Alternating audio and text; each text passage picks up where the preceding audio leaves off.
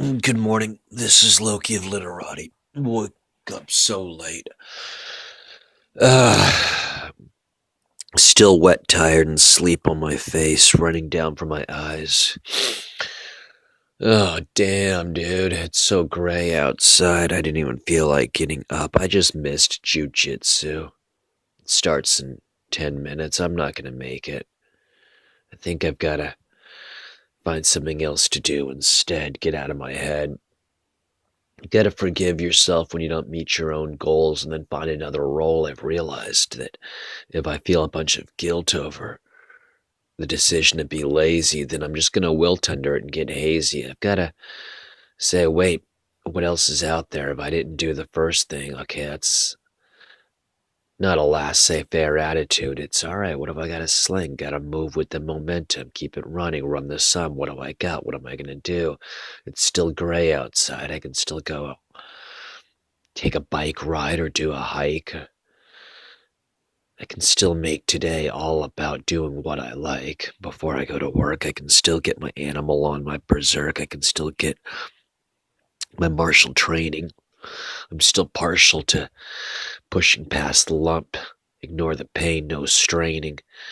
The more endurance plays we do, the more sure we are that we will truly see it as play, as recreational. It's very much a conditioning of the mind to re-envision a challenge as being a test of your talent and not something that's supposed to stop your whole role. It's what the fun is, I think, of all games. It's the obstacle that you've got to go, and can you move it? I mean, ultimately, every story is an expression of our soul being bigger than that which is put in front of us. Life is our toll, I think, so that's what we pay in order to keep on playing the game. Maybe consciousness might have come before life. Honest, I don't know about that, but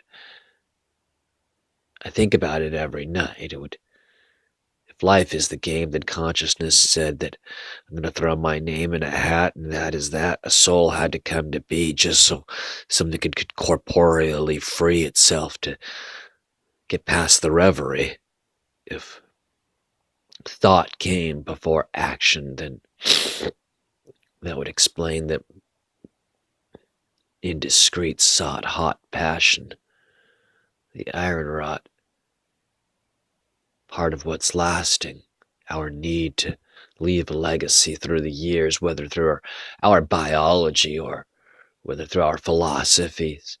Our legacy is ultimately an extension of consciousness. It's happiness and gladness in the noetic sciences and everything else that I've been finding really works. All my meditation and everything else that gives me a quick perk of energy and re-synergizes myself throughout every day. All the luck lent to me, all the ways of shifting probability is all just a refocus of consciousness. Every time I think about quantum theory and the different universes that bloom before us, and each one is like a different road in the woods that we pick based on the consequences of our actions, I think, wait, maybe that's just consciousness saying, hey, what's really lasting for me? Maybe all of those are formed. Maybe Einstein was right, and every single universe that could possibly be really does exist from every action that could be taken.